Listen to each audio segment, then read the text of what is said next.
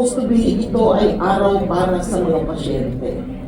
Palagay ko po, kaya pagtutuunan natin ng pansin for the time allocated sa akin, ang pag-unawa sa mga hamon na hinaharap ng mga carers at kung ano ang practical tips para maibsan itong kanilang challenges ay dahil kadalasan po sa pag-uusap natin tungkol sa cancer, nagiging invisible po yung carers o yung inyong mga gabay, katuwang, kaagapay sa inyong paglalakbay.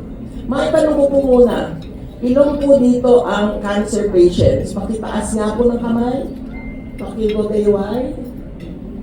Okay. Ilan naman po dito ang kayo po ay nag-aalaga sa mga pasyenteng may cancer? Ayun. Ilan po dito ang kayo nag-aalaga, maski na hindi cancer? Pwedeng diabetes, arthritis, high blood pressure. Ayun. Po, tingnan po natin. So, ito daw pong araw na ito ay hindi lamang araw ng mga pasyente, kundi ito rin po ay isang araw kung saan ipinagdiriwang natin na tayo ay hindi nag-iisa sa ating paglalakbay sa hamon ng cancer. At hindi lamang po ang carer sa ating mga pamilya ang ating kinikilala at pinapasalamatan. Lahat po ng naririto sa kwartong ito at sa labas nito, ang ating mga doktor, ang ating nurses, social workers, ito pong mga representante ng iba't ibang national government agencies, lahat po sila ay kasama at kaagapay natin. Ang sabi nga po ng isang dating First Lady ng Amerika, sabi niya, may 4 na uri daw ng tao sa mundo. Yung una, sila ang naging carers or caregiver. Yung pangalawa, ngayon, currently, active pa sila in terms of being a carer. At yung pangatlo, yung magiging carers pa, ibig sabihin sa ngayon po ay wala pang miyembro ng inyong pamilya o ng inyong network na nangangailangan ng inyong tulong at kalinga, kaya ito ay sa darating pa. Pero kumbaga, sa suma total, sa paglalakbay po natin sa buhay natin, merong panahon na kung hindi tayo ang nag-aalaga, tayo na ang aalagaan. So yung mga classmate ko po na nasa Senior Citizens Club daw, yung mo ba pag hiningi po sa mga restaurant at hotel ngayon, yung iba, ang sinasabi hindi senior, ma'am, nasa na po yung inyong class card? Po, diba? So pabahagi tayo doon. Kung tatanungin po natin, yung mga nagtaas ng kamay kanina, kung paano sila naging carer, iba't iba po ang pinagmulan. Maaaring ang iba ay dahil nagkaroon nga ng sakit, maaaring hindi cancer kaagad, pero panghihina o iba pang mga hamon sa buhay. Sinasabi daw po dito, pag nagkaroon ng sakit ang isang miyembro, hindi lamang ng ating pamilya, pero yung mga malapit sa atin, it could be close friends, extended family members, even neighbors, nabubuksan po ang ating puso. Ang isang karanasan hanggang ngayon ay hindi ko pa nalilimutan, ay meron po tayong panahon noon na may bumisita sa atin mula sa Amerika, nagpunta sa PGH. Nakita niya po ay meron doon na isang 17 to 18 years old. Mag-isa lang po siya, unlike yung iba na may mga kasamang family members, kapatid, kaibigan. Tapos feeling niya lungkot na lungkot yung teenager. So tinanong niya, ano po ang kwento nitong teenager na ito na nasa cancer ward? Ang kwento po, nung siya na-diagnose at sinabing siya may cancer, ang sabi ng mga magulang niya, mahal ka namin, pero hindi namin kayang gustusan ang pagpapagamot mo. So pasensya na anak, magdasal ka na lang na humaba pang iyong buhay, pero wala kami magagawa para matulungan ka. Pero malakas po ang kanyang tapang na gusto niya ang kanyang buhay ay hindi magtitigil kaagad. Pumatok po siya sa isang kapitbahay na nagulat dahil hindi naman sila ganon ka-close. At sinabi po niya ang sitwasyon niya at sabi niya, kailangan ko lang pong samahan niyo ako sa ospital dahil hindi po ako matatanggap sa ospital dahil minor de edad pa ako, kailangan lang po may pipirma pero wala po kayong kailangang bayaran. Iwanan niyo na po ako pagkatapos po noon. So medyo matagal daw na nag-isip yung kapitbahay until finally, hindi niya maatim na merong batang ganito gustong mabuhay, gustong labanan ng cancer, pero yung pamilya niya dahil gipit na gipit, ay hindi siya kayang tulungan. So kaya nung naroon siya dun sa ospital na yon, nag-iisa lumalaban sa cancer. At yung ating international donor na yon, siya ang napaiyak dun sa kwento. So mga carers po natin, maaaring hindi miyembro ng pamilya, kundi mga tao na malaanghel sa ating mga buhay na nagbibigay ng tulong. Pag tinatanong po natin kung bakit napakahalaga ng carers, yung mga naririto na po na pasyente, natitiyak ko na ito ay naranasan at napagdaanan na ninyo. Sabi nga nila, pag tayo po ay may cancer, dahil dala ng cancer ang pag-iisip na maaaring umigsi ang ating buhay, na totoo na cancer is curable, but it is also a life-threatening disease. So nakakatulong kung meron tayong nakakausap, kung meron tayong naroroon para ibigay ang pangangailangang suporta sa iba't ibang mga bagay mula sa pagbisita sa doktor, mga schedule, pagbigay ng mga gamot at iba't iba pa. Kaya lang malungkot po, kaya medyo malaki yan, kadalasan hindi natin nabibigyan ng sapat na atensyon. Hindi natin napaparamdam doon sa ating mga carers kung gaano kahalaga sila sa buhay natin. At yan kadalasan ng isang dahilan kung bakit meron tayo ng tinatawag na compassionate burnout, na kumbaga bigay ng lahat, subalit ramdam niya parang walang bumabalik na pagkilala sa kanyang mga ginawa. Tanungin po natin yung ibang mga carers dito. Ano po ba ang isang napagdaanan ninyo na napakabigat na hamon or naging cause of stress para sa inyo? Meron po atang 8 kamay akong nakita kanina. Gusto po ng mas isino sa inyo? Nagagamit nila ba yung kanilang app o hindi? Kasi kung nagagamit sana yung pwedeng ilagay, diba? So siguro, sasagutin ko yung tanong, taas nyo na lang ang kamay ninyo pag ito ay isang napagdaanan ninyo. Ang sinasabi, dapat nating unawain at kilalanin, hindi lamang ang mga pasyenteng may cancer at iba pang sakit ang nagdaranas ng kahirapan habang sila ay ginagamot. Napakabigat din ang tinatawag na emotional burden, yung pag-aalala. Gagaling ba siya?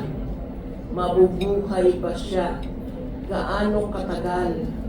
Paano kung mawalan na siya? Paano kung lumala pa itong pinagdaraanan niya? At pagkakataon din na kung yung pasyente ay siya naman ang masama ang loob o depressed, paano ko siya tutulungan? Paano ko siya iaahon? Kumbaga, dun sa dilim na yun. Yung ating mga carers po, napagdaanan niyo po ba itong emotional burden? Pakitaas po ng ganito para makita po natin. O ayan, di ba? So isa yon. Ang pangalawa naman pong stressor na pinagdaraanan, ito po yung tinatawag na practical stressors. Sabi nga nung isang nagpatulong dati, ma'am, ang kilala ko lang kasing doktor, OBGYN. Kasi kung mga anak ang misis ko, OBGYN. Eh pagka marami-rami palang iba't ibang klase ng doktor. Alin po ba dito ang dapat nating puntahan? So yan ang dahilan po kung bakit ngayon sa ibang ospital at sa iba po din natin LGU, meron po tayo tinatawag na patient navigators or mga gabay dahil nga po yung pong pagpunta sa ospital, paghahanap ng mga lalapitan doktor, para po sa iba ay para silang ng ibang bansa na kumbaga ibang-iba ang kultura sa ating health system. At gano'n na rin po pagdating sa medical information. Kaya kung may mga doktor po, di ba, yung may mga reseta, merong BID. Ma'am, ano yun? Alam ko BID, bakit may bid siya? Reseta to. Rather than sabihin 2 times a day, 3 times a day, di ba? At kung 2 times or 3 times, ma'am, mahaba po ang araw. Umaga po ba yan? Tanghali, gabi, hapon. Diba? Kung minsan po natitake for granted po ang mga ganong impormasyon na hindi na isi-share bilang gabay sa ating mga care at sa pasyente na rin.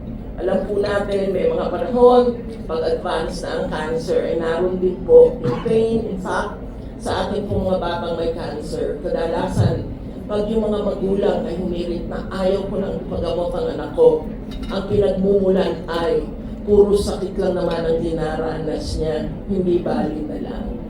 So napakahirap po noon, pero napakahalaga po na pag nandun na ay kung paano po na ating masuportahan yung ating mga pasyente. Napag-usapan na po natin kanina yung financial toxicity. Ang isa rin po, sino po dito ang nangangalaga sa mga may cancer pero nagtatrabaho pa rin? Okay, wala. Kadalasan kasi yung iba, ito yung tinatawag na triple burden. Nag-aalaga ka na sa pasyente, inaasikaso mo yung lahat ng aspeto ng iyong pamumuhay, nagtatrabaho ka pa, di ba? So yan ang triple burden.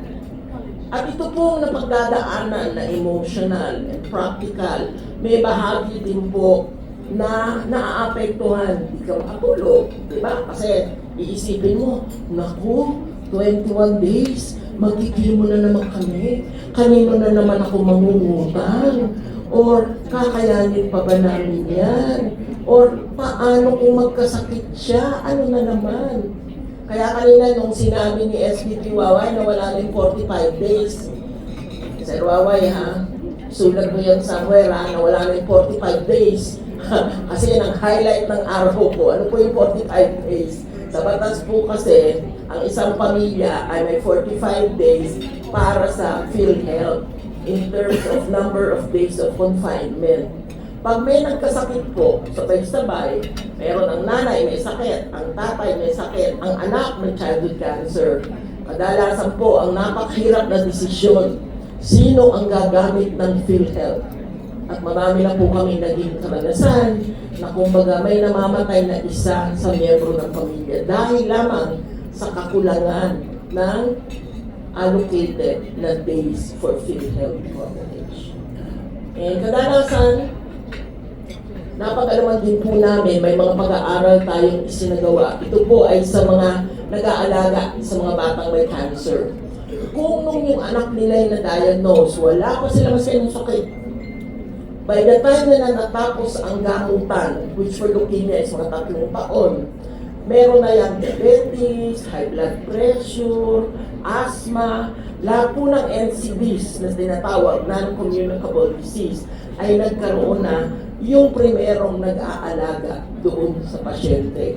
Gumaling ang pasyente, ang nag-aalaga ang nagkasakit. May mga sitwasyon din po tayo na dahil nga doon sa lahat ng burden and stressors na ito, siyempre isipin mo, medyo parang may mga palpitation ako. Pero kailangan niya ng chemo, mas importante yun. Medyo parang kakaiba na yung tiyan ko na nararamdaman. Hindi mo na ako mag-check up. Mas importante yung pasyente ko. Kaya nangyayari po, may mga sitwasyon na una pang namatay yung nag-aalaga kaysa doon sa pasyente. At yun po ang napakalungkot doon. Diba? Imbis na sabay silang nasalba, yung nag-aalaga pa ang namin. social isolation, yung pakiramdam, maski na po sa pamilya, na baka hindi nila maintindihan yung pinagdaraanan natin. Yung pakiramdam na baka magsawa na yung mga kaibigan ko kasi lagi nilang kinukwento ko yung mga hamon na hinaharap ng pinag-aalagaan ko. Ilan po sa atin ang nakaranas na ng ganito. Yung pakiramdam nyo, maski mahal kayo ng pamilya nyo, maski may mga kaibigan kayo, ay parang nag-iisa kayo dito sa cancer journey. Gusto nyo pong itaas ang inyong mga kamay kung nagkaroon po kayo ng ganitong pakiramdam na parang nag-iisa kayo at napakadilim ng hinaharap. So yan po yung tinatawag nating social stressors. O kung minsan yung pakiramdam ng iba, alam mo, Miss Mench, mula nung nagkaroon ng cancer, ang asawa ko, ang tatay ko, mahal ko sila. Pero feeling ko para akong nasa preso. Kasi hindi ko na pwedeng isipin yung gusto ko. Hindi ko pwedeng isipin kung ano sana ang hinahanap ko sa buhay. Ang focus ko lang sila. Dahil sila ang responsibilidad ko. And of course, on a positive note, meron naman pong mga magandang resulta pag kayo ay carers. Na kumbaga, mas nagiging malapit kayo dun sa inyong inaalagaan. Yung pakiramdam din ninyo, lalo pag gumagaling at humuhusay ang kondisyon na, uy, may tama akong ginawa, okay rin naman pala. At sa atin, like, binibiro nga ako kanina, doktor na yung tawag sa akin. Kasi po, nag-past 25 years, di ba? Ang anak ko po, pag tinanong nyo, sinong doktor mo? Ay tatanong sa inyo, anong parte ng katawan? Kaya pag kami po yung bisita ng ospital, para kami yung Holy Week na bisita iglesia. Kasi iba-ibang floor ng ospital, yung iba't ibang doktor. So dahil po doon, bukod sa pagiging consultant in DOH, ay marami po tayo natututunan. Ito po ang tinatawag ngayon ng World Health Organization na lived experience. Ang sinasabi po nila, kung ang mga doktor, mga nurse, iba pang medical health professionals, ay merong mga pinag-aralan na kumbagay sa eskwelahan na natutunan nila sa mga libro, tayo po, kathang buhay, yung pinagdaanan natin, yung lived experience, that also makes us experts in terms of understanding cancer and knowing what to do. So ito po ngayon ay 6 na practical tips kung paano po, ito po ay sa carers, pero mahalaga din po itong malaman ng ating mga pasyente dahil makakatulong din po kayo. Ito yung tipong how not to lose your sanity while you are being a carer. Ang una po, merong katanungan dyan, paano nyo daw po kakainin ang elepante? And I first met this question in 1996. Habang naglalanding ng aeroplano, nang sakay kami, for some reason, nabuksan ko yung isang reflection at ito yung tanong doon. At ang sagot nga po doon ay one bite at a time. The cancer journey can be very overwhelming. Sabi nga po kanina ni SBB Waway, it is complex. Maraming iba't ibang dimension, maraming desisyon na kailangan. Pero ang mahalaga po sa atin, both sa pasyente at sa carer, huwag po nating i-overthink. Natitingnan natin lahat sa isang upuan. Dahil pag ganun po, yun yung malito-lito ka na o sa Cebuano, mabuang-buang ka na sa dami ng kailangan mong isipin.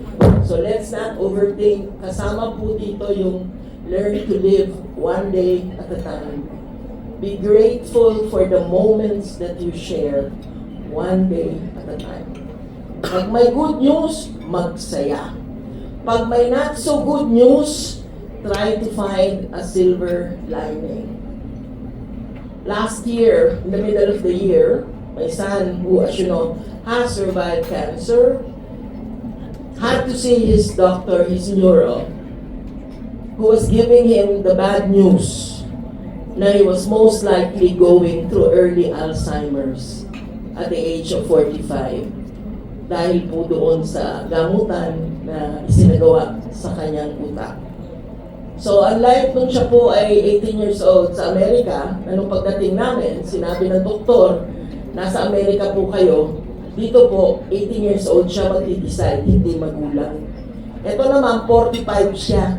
Sabi ng doktora sa akin, gusto mo bang sabihin natin sa kanya yung finding o wag na lang? So nangiti ako, sabi niya, ikaw naman ang una kong sinabihan ng bad news tapos nakangiti ka. Hindi, sabi ko, naalala ko lang yung kaibahan sa kultura na doon, 18 anyos, full information, siya mag-decide. Dito, 45 years old, sabihin pa natin sa kanya. So sabi ko, sabihin natin, kasi kailangan paghandaan niya at ng asawa niya kung ano man to. O di, pumasok na po yan ako, si James. Pagpasok pa lang niya, sabi niya dun sa doktora, alam ko naman na hindi si mama chine-check up mo, meron kayong gustong sabihin na pinag-uusapan yun pa. O di, ngitian kami. And then the doctor told him na James, etong findings, MRI, lumiliit yung iyong brain, may shrinkage, most likely you will have early Alzheimer's. And the doctor and I were both looking at him. And then he said, yung mga kasabay ka po na na-diagnose, they did not have the 25 years that I have had. So grateful na po ako.